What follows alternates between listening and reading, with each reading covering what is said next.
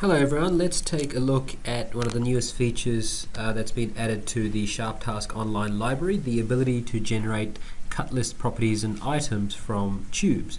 So quite often you'll have the case where you've created cylindrical models which weren't created as weldments or structural members. They were just created maybe by extrudes or revolves, or perhaps they're imported from other CAD systems as parasolid or step files. Let's take a look at a couple of examples here.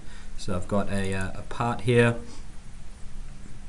So this is just a collection of three cylinders. They've been created, as you can see here, with just a extrusion and a revolve, so not as structural members, but I wish to add cut list properties to them as well. Or I've got a frame here that's been imported from a step file, so you can see just a number of imported, and again I wish to convert that to a cut list part there as well. So let's see how SharpTask can help achieve this. So I've got the files in my SharpTask item scope window. We now have a new macro called generate tubes cut list in our library, so you'll find it under the library there. And let's take a look at the arguments that are available. So what properties do we want to apply? So the outer diameter, the inner diameter, the thickness, and the length. So these will be the names of the properties that will be applied to the cut list items when they are once this macro runs. And just whether you want to show the unit names or not. So if it's in millimeters, whether it should be the length, for example, should be shown as 10 or 10 millimeters in the properties list. So let's take a look at how this is going to work. I'll just select the SOLIDWORKS version. Just want to run it on parts there. So that's what we've got, and let's just click run.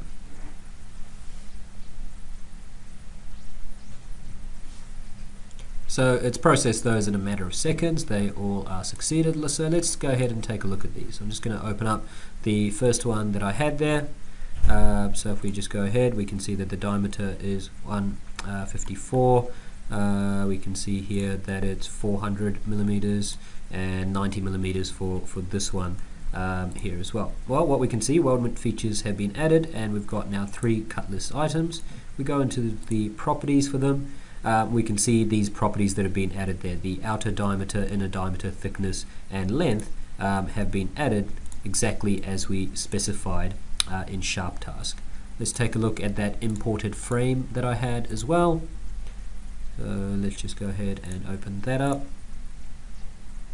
Same thing here. Of course, they remain as imported features, but we've now got the cut list items in the feature tree. And again, we can go into their properties, or we can take a look at it from the property summary as well. So all of the items there have been had the properties applied as we specified.